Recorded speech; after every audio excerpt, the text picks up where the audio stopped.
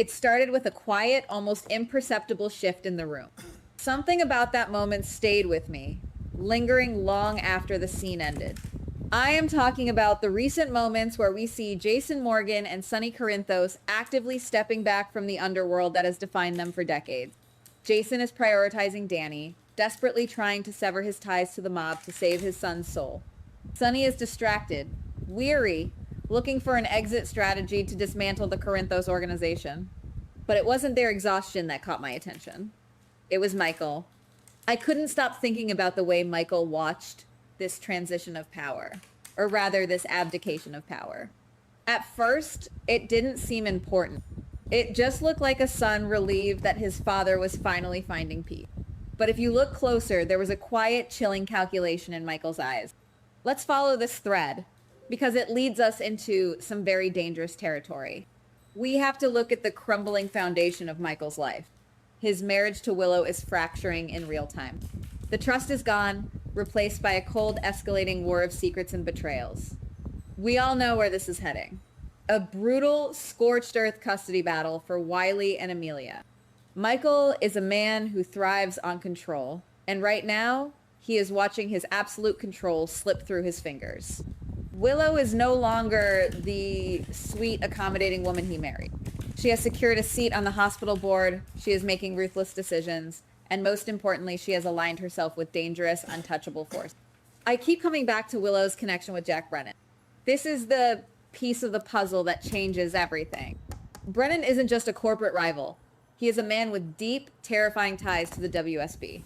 He operates in the shadows, wielding an international intelligence apparatus that can crush ordinary citizens without leaving a single fingerprint. If Willow decides she wants full, unmitigated custody of Wiley and Amelia, and she asks Brennan to help her secure it, Michael is walking into a slaughterhouse. Michael is incredibly wealthy. He has ELQ, he has a fleet of corporate lawyers, and he has immense financial resource. But against the WSB, against a man like Jack Brennan, who can fabricate evidence, erase identities, and intimidate judges with a single phone call, Michael is completely outgunned. The legal system cannot protect him from an agency that operates entirely outside the strict boundaries of the law. Michael is smart enough to realize this. He knows that if this goes to family court, Brennan will use the full weight of the WSB to ensure Michael loses his children forever. This brings us to the shadow beneath the story. We are so used to seeing Michael as the polished corporate executive, the Quartermain heir who tries to stay on the right side of the law. But there is a hidden motivation here, a secret emotional conflict that has been simmering in Michael's blood since he was a child. He is a Corinthos. He was raised in the dark shadow of Sonny's empire. He knows exactly how the underworld operates. Whenever Michael is truly backed into a corner, whenever his family is threatened, he abandons the boardroom and taps into that dark, ruthless DNA. Think about his history. Think about how he handled Nell Benson. Think about the extreme lengths he will go to when his children are involved. The shadow emerging here is Michael's terrifying realization that to fight a monster like Jack Brennan, he needs to become a monster himself. The law will fail him. Money will fail him.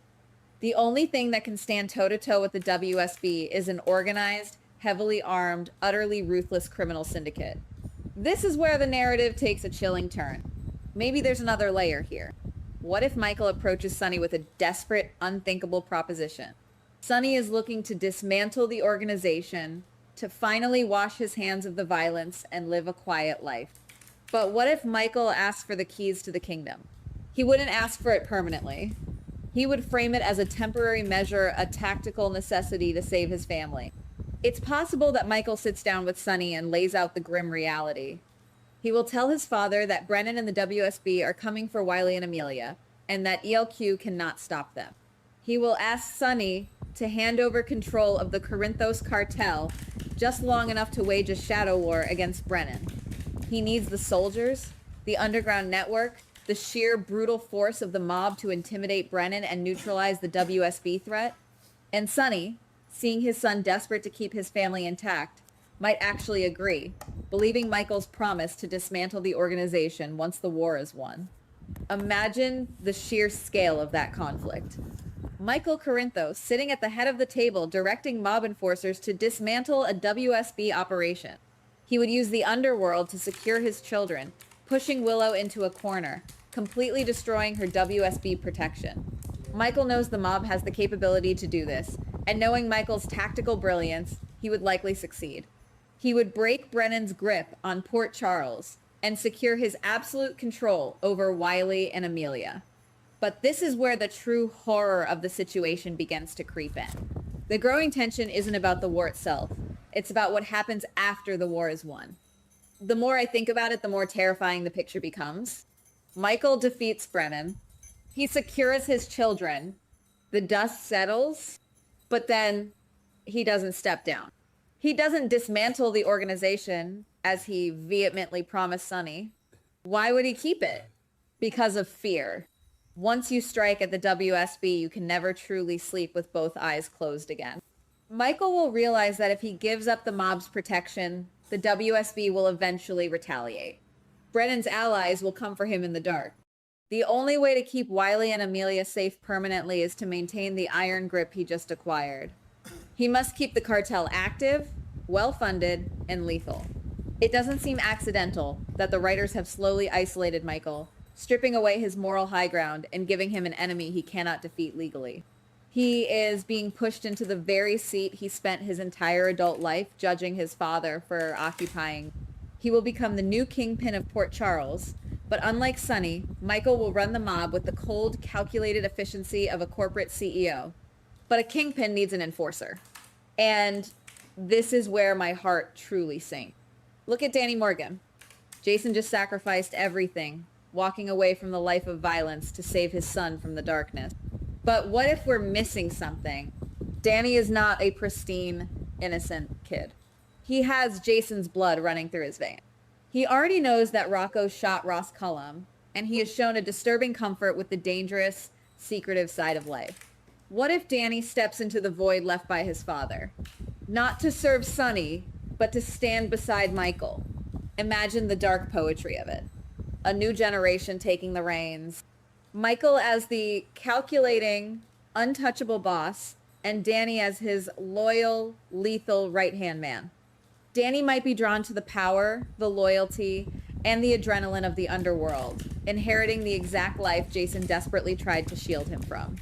I can't shake the feeling that this is the ultimate tragedy being set up right in front of our eyes. Jason and Sonny, two men who have bled for this town, finally trying to clean their slates and find peace, only to watch helplessly as their sons inherit their sin. Jason will try to stop Danny. He will beg him, threaten him, do whatever it takes to pull him out, but it might be too late. The allure of the life, combined with his loyalty to Michael, might be too strong for Danny to resist. Something feels unfinished. We are watching a slow descent into darkness, justified by love and survival. Michael will tell himself he is doing it all for Wiley and Amelia. Danny will tell himself he is protecting his family and honoring a legacy. They will build a new Corinthos empire, one that is colder, smarter, and far more dangerous than anything Sonny ever created, because Michael has the pristine corporate facade of ELQ to hide it perfectly. The story is far from over. The pieces are just moving into place on the board. The empty chair at the head of the Corinthos table is waiting, and the shadows are growing longer. We are walking down a very dark hallway, and with every step, the realization sets in that the next generation of the mob isn't going to be destroyed. It is going to be perfected. Goodbye. Please like, subscribe, and comment on the GH Spoilers Daily channel.